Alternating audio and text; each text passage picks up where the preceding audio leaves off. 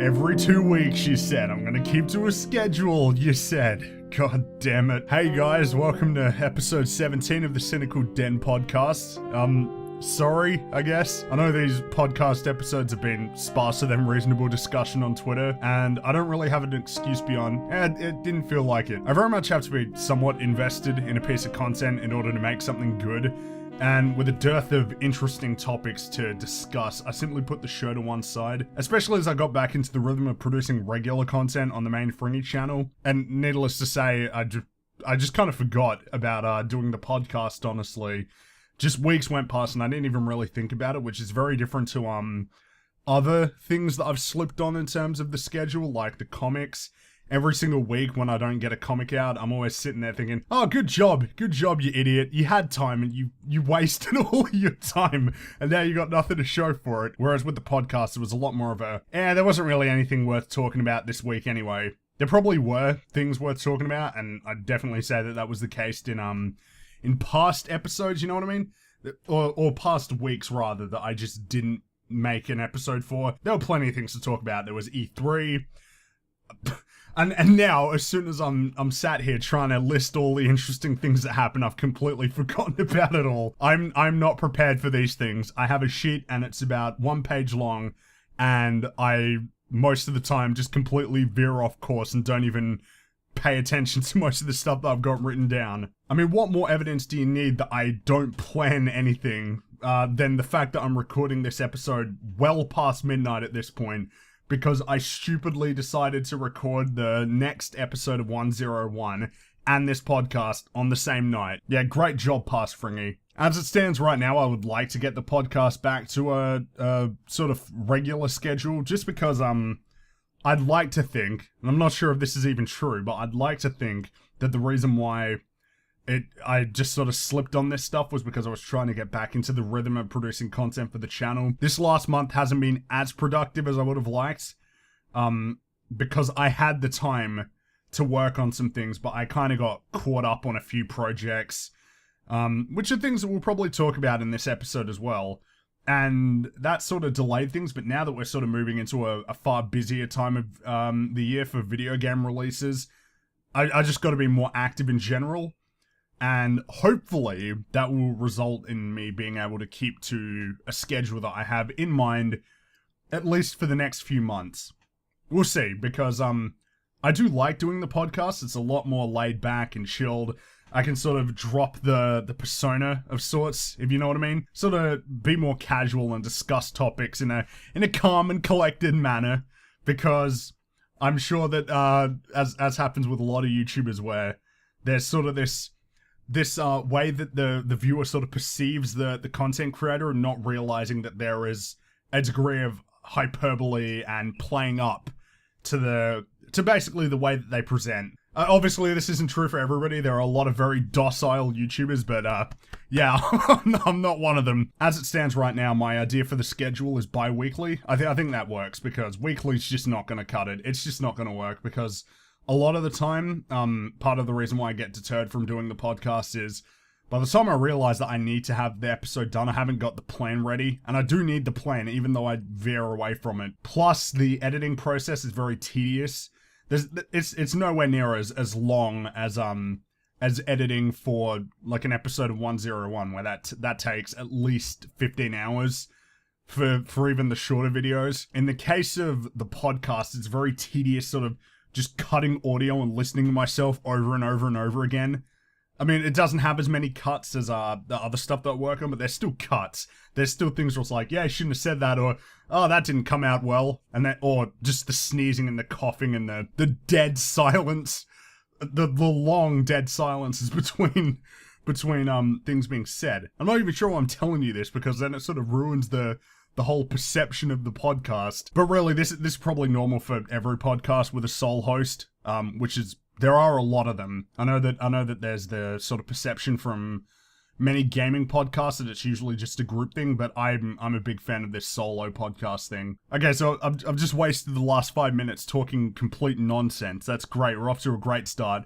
But hey, We got some topics to discuss this week. Oh boy, you excited? This is a topic that I'm probably going to talk about at least a couple more times over the next few weeks, but I figured that it would be worthwhile to immortalize it in the podcast just in case I end up not being able to do an op-ed on the topic. And this is all gaming related. It's not political stuff, which presumably means that you shouldn't get as worked up over it, but oh boy, I think this is something that you should get worked up about. You probably all heard about this at this point with the microtransactions in Star Wars Battlefront 2. I mean, before this point, Shadow of War was kind of the main point of focus. I think it still partially is now that the game is out, but I think everybody's really turned their attention to Star Wars Battlefront 2 and the microtransaction system that's being implemented into that game, because it's pretty egregious, to be honest. The warning signs probably should have been obvious to people who were paying attention. I mean, I should have picked up on it, but initially I was looking at Star Wars Battlefront 2 going, oh, this is not looking too bad. It looks like they're actually taking in feedback that they got from the previous game, and free DLC, wow, that's really cool. I should have known. I should have known. I should have known that it was only a matter of time before we found out the big fucking asterisk next to all of that cool stuff that they were doing. Yeah, the microtransaction system in Star Wars Battlefront 2 is very pervasive across the whole game. I mean, it is basically the whole leveling up system, or the perk system, if you want to call it. It's something of an amalgamation of those two things.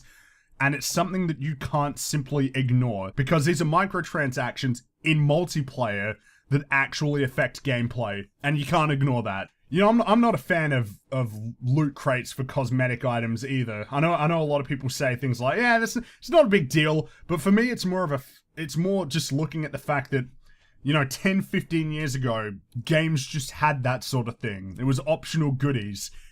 Skins were just things that were in the game that you could use, that you didn't have to pay for. It doesn't affect gameplay, but I can't help but feel a little bit cheated when games in the past that were made in a far shorter period of time with a far smaller budget were able to include that stuff in the game, and it was just normal. But at this point, I figured that that's an argument that I've lost. I mean, I don't think that I've lost it, because I think that my reasoning is pretty solid and consistent, but it's more the fact that most people seem to be cool with it, and I'm partially to blame for sort of participating in normalizing it, I guess, because I've paid for loot boxes in Overwatch, and every time I did, I felt like a complete idiot afterwards, because there was always a specific skin that I wanted, and I usually never got the skin that I wanted. So it's like, okay, now instead of not having the skin, I'm $5 down and I still don't have the skin. If I could just buy the skins that I wanted, I probably wouldn't have such a problem with it, but, that's neither here nor there. The point is that in the case of microtransactions in games where it's for skins or cosmetic items, as long as the trade-off for having microtransactions is that the DLC is free, that's an important part, because if I still got to pay for the DLC, then no, not a fan at all, will not abide that. But if the DLC is free, it's like, okay, that's cool. Other people can pay for my free DLC. I'm fine with that. But once we get to the point that the microtransactions actually affect gameplay, that's when it becomes a far bigger problem. In the case of Star Wars Battlefront 2, the way that the system works, at least if I understand it correctly, is that you can basically buy loot crates. So it's RNG, it's kind of a form of gambling, which I think we'll talk about while we're discussing this topic. And you basically acquire cards of sorts, and these cards give you perks where you can, for example, maybe take more damage as a specific hero, or you're able to deal more damage, or you've got greater health. Actual in-game advantages, things that matter. I think there was one where with Boba Fett you could 100% withstand rocket damage. Huge advantage. Absolutely mammoth advantage that you can either grind for or pay for on the first day. You can probably already see where the problem is with this. In the case of Star Wars Battlefront 2, this whole system is the entire leveling up progression system. This is the system. There is no way that you can just play the game, not buy microtransactions, and therefore not participate in the model, because the model is hardwired into the game, into the way that the game is designed. And that's a huge problem. That's not something that you can simply go, yeah, well, I don't like the microtransactions, but I'm still going to buy the game anyway to support DICE, which at this point, the compartmentalizing has got to stop. DICE is EA. They're owned entirely by EA. There will never not be an EA subsidiary. So there's no point even separating them at this point. If it's a DICE game, you might as well just be talking about EA at this point. Yeah, you're supporting the game that you want to play, but you are still participating in the system, even if you don't spend any money in that case. With other games like Overwatch, with the loot crates, no, that's not the case. Because you can play the whole game, never spend any money on a loot crate, and you're fine. It's not going to affect the game. It's purely cosmetic. And a lot of ways, it doesn't even matter, because it's a first-person shooter. You can't even see the skin.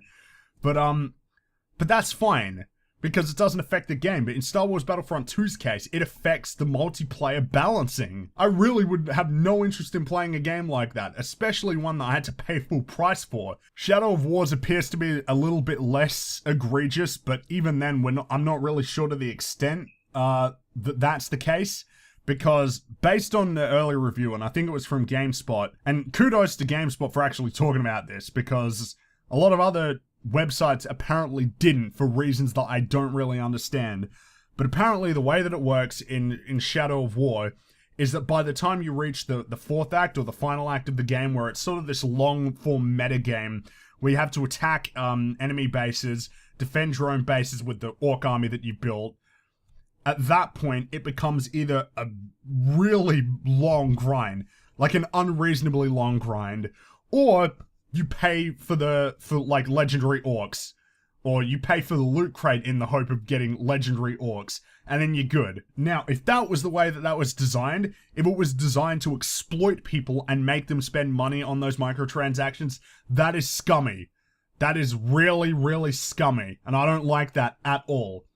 It's for those reasons that I haven't bought either of these games. I mean, I don't pre-order video games, but if I had pre-ordered Star Wars Battlefront 2, I'd be cancelling that right now. And in the case of Shadow of War, I really would have liked to have played it, because I like Lord of the Rings and I like Shadow of Mordor. But I'm not having it. I'm not doing that.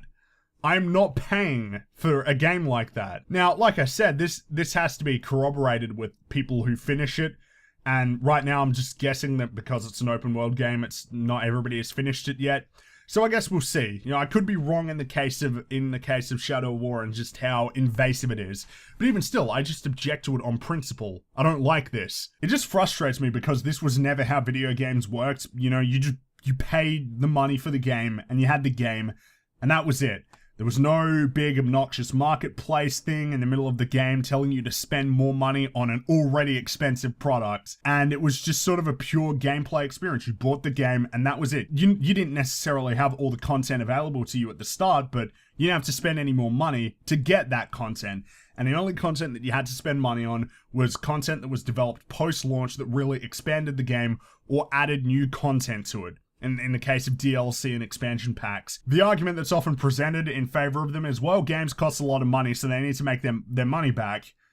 But people say this like it's my fault, or that it's the fault of gamers in general. It's not my fault. I didn't force any developer to spend hundreds of millions of dollars on the game that they're developing. And if it's that the game needs to cost that much, that seems hard to believe.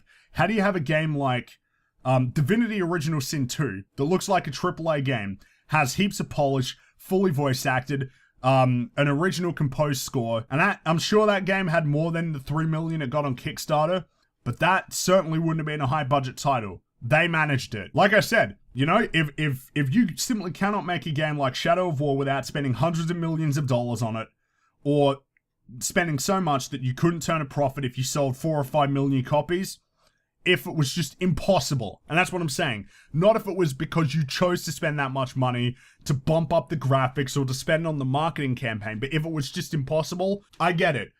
But in that case, I would just be more willing to spend an extra $10 on the game. Just charge a higher price. I would gladly pay that to make sure that the gameplay itself is not hindered or changed or warped to pressure me into spending money on microtransactions. I would gladly pay more for a retail game if it meant that all that shit could go away. I would gladly pay more. But like I said, is it my fault that these games cost so much money to make? It's not my fault. I don't dictate the economy. I don't think it's a good excuse, to be honest with you. I don't think that a good compromise on this isn't profitable is, okay, let's actively compromise on the creative vision to make more money. That is not a sufficient excuse. Could you imagine if a director said something like, you know, this film was quite heady, it's a little bit abstract, it's probably going to be something that a lot of people aren't going to appreciate on a first viewing, or they're just not necessarily going to like it. And while, you know, I'd personally prefer to commit to my vision, we got to make back that money. So what we're going to do is we're going to cut out all of the really complex stuff. We're going to make sure that it's all shot, reverse shot, as simple as possible. And hey, we're even going to take out the swears to make sure you can bring the kiddies. You know, because we got to make that money. You see what I mean? It's ridiculous. And if we were being more fair in the analogy, it would be like if you went to the theater, you spend $10 on the standard, but you could spend $20 on the super duper deluxe screening that actually includes all of the scenes in the film and the way that it was intended. But, you know, regular, nothing's been cut out. It's just that a lot of optional scenes have been cut out. God damn it. All right, enough about that. Like I said, I'm gonna talk about this topic at length in not only a discussion that will be going up the same day as this podcast, so it's kind of redundant, but also I think this is something that just needs to be discussed in an op-ed, because as you can tell, that ramble was very loose, but I think I got my point across pretty clear. I don't like microtransactions based on principle, and I especially am not a fan of microtransactions when they actually affect the game. That's crossing the line. I mean, my line has been crossed several times at this point because I've never liked microtransactions, but when they affect the game, that's the final straw. Line must be drawn here. This far, no further. You see what I did there? Yeah, next topic. I'm about to ramble about the internet like an old man yells at kids on his lawn. Like I'm turning into vernaculars every single day. I hate social media sometimes. Your social media is, especially Twitter, is the train wreck that you can't look away from. You know it sucks. You know it's all just a bunch of awful nonsense, but you can't not look at it.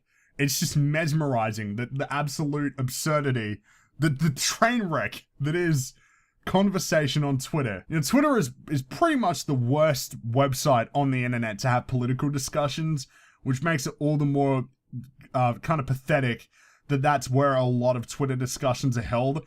Though I use the word discussion very loosely because I find a lot of Twitter debates now to just be more about gotchas. Really, you're not going to have any meaningful discussion about any topic within 140 characters. It's nothing. It's barely anything. And like I said, it just encourages quippy culture.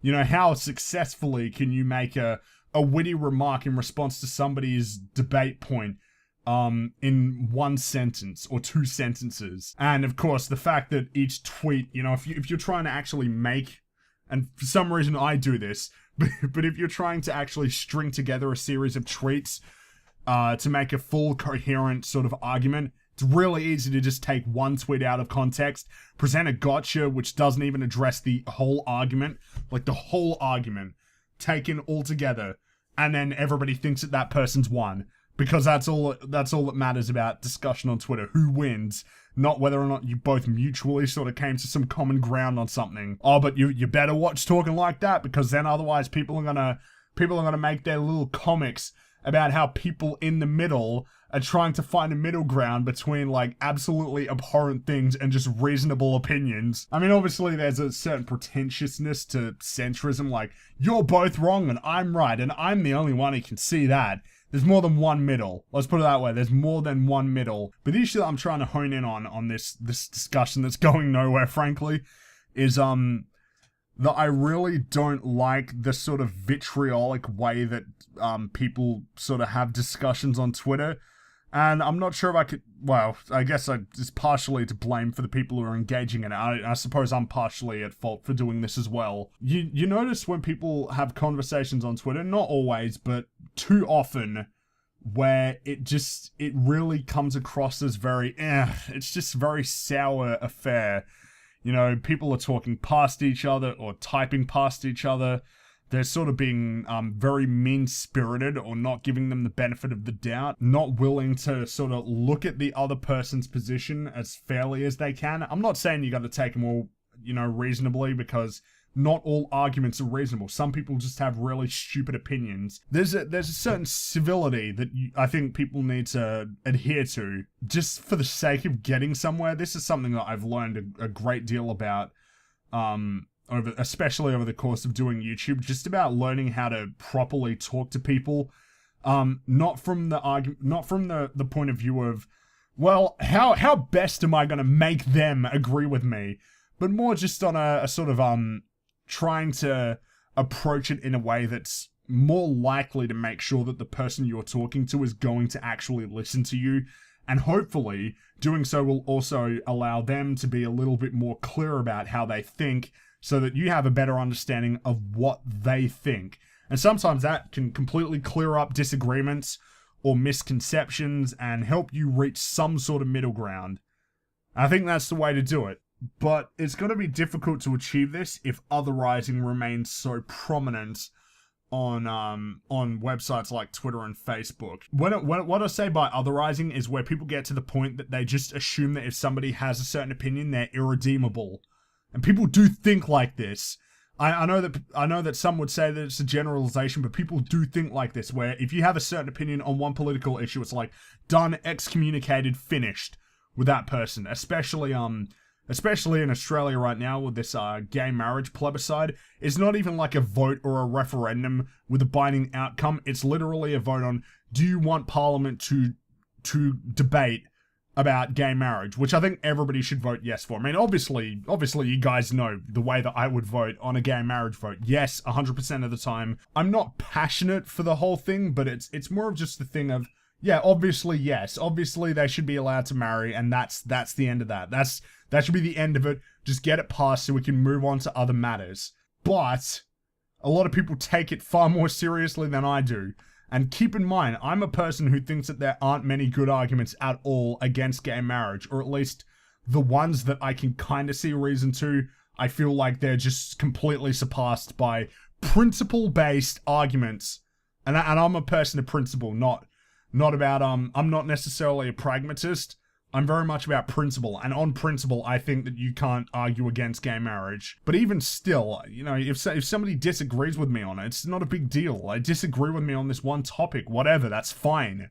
You don't need to fucking delete them off of your Facebook and tell them that they're an irredeemable scumbag because they have a different political opinion than you.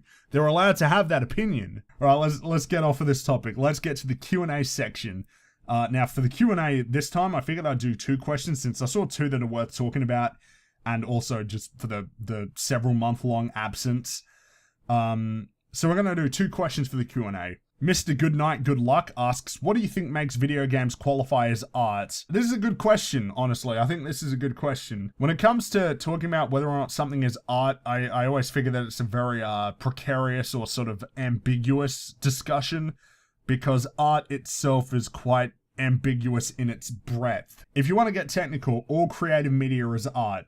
Basically, all creative media is art. Even the shittiest, most lazy, hackney, like films or music. Broadly speaking, either all of it's art or none of it's art. If you want to be principled, you know, if we want to be realistic, then I think we can draw a distinction between, like a really crappy product movie, you know, a movie that only exists to basically be a product, and a film that's a passion film, if you know what I mean. Like, we can draw a distinction between them. I guess for video games, it's a little bit different, because even, like, you know, big budget sort of blockbuster games, there's still something to it, you know what I mean?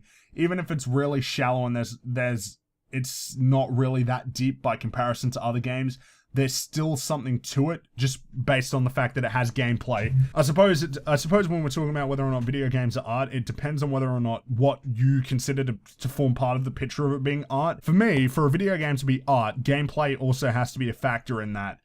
And it can be easy to just say that if it's got abstract sort of gameplay or it's non-conventional, then it's art.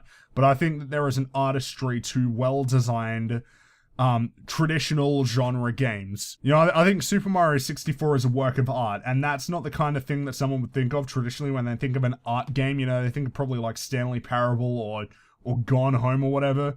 But I look at a game like Super Mario 64, I think that's a piece of art. It's not my favorite game of all time. It's not even my favorite Mario game, but it's probably the most important Mario game. And there's a lot to appreciate in how much they got right for the first 3D game. There's an artistry to the level design, the atmosphere, because there is atmosphere to Super Mario 64, and just the mechanics themselves. there is an artistry to that. And I think that can apply to a lot of my favorite games that wouldn't necessarily be artsy sort of games that you would think of. I don't think I can give a better answer than that, to be honest with you. Yes, video games are art. I think video games are art, just like TV shows are art, just like films are art, just like music is art. You know, I think all creative media is art, or at least can be considered art. And while I don't usually talk about, I don't talk about things like Breaking Bad as art. I just talk about it as an excellent show, but it is art. I prefer not to just focus on the label art and just talk about the whatever it is as its own thing and how good or bad it is or how successful it is at what they set out to achieve. You get the idea. Astral Assassin, who I usually answer a question for every 2 weeks, I reckon. That's no slight against you, man. Thanks for still watching the podcast. His question is, if you were in charge of a gaming company, how would you go about running it in terms of game development and business practices? So I think it's probably worth prefacing this answer by actually cutting some of these publisher CEOs and, operating officers some slack. It's very easy to place all of the blame at the feet of one person, but in reality, businesses are run by a number of different people, and you can't dismiss the role of shareholders, board members, and those sorts of people within the organization and the importance that they have in the decision-making process. There is no one guy who just controls how everything works. There's one guy who will go out and speak on behalf of the company. There will usually be someone who's the face of the company, but there are a lot of people. In the case of this question, just for convenience sake, let's just assume that I have now, through some sort of violent coup, I am now in charge of a gaming publisher, and I just have full control over every decision that gets made. What would I do?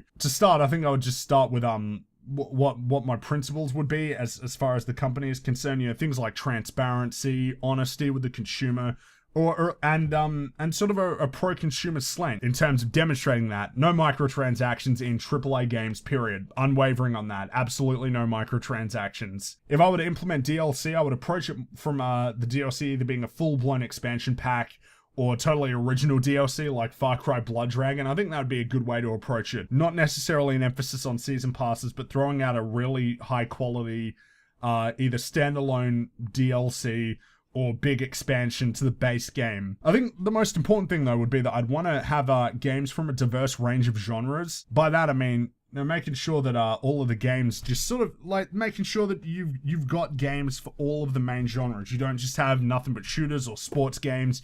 You have shooters and maybe a sports game. I'm not a fan of sports games, to be honest with you. And, third-person shooter racing game or whatever. But also having the other things like, platformers, puzzle games, adventure games, that sort of thing. That's the way that I would approach it. But that's never even going to happen, so I don't even know why I answered the question. With my voice now on the verge of giving out, having spoken for about 1.5 hours total over the last few hours, I think we'll wrap up the show there. Thank you very much for your patience. I say that for waiting so long while I got my shit together with the podcast. And thank you for watching this episode. If you enjoyed it, make sure to subscribe to the podcast channel. Because remember, I don't post this stuff on the Fringy channel. You got to stick here. Make sure to check out crudepenguin.com and the Twitter and the Facebook. The links are available in the description. So like I said, we'll go for bi-weekly for this podcast, or fortnightly. Well, it is fortnightly. Bi-weekly for my trans-Pacific cousins, which means I'll be seeing you in about 2 weeks. Thanks again for watching, guys, and I'll catch you in the next episode of the Cynical Den Podcast.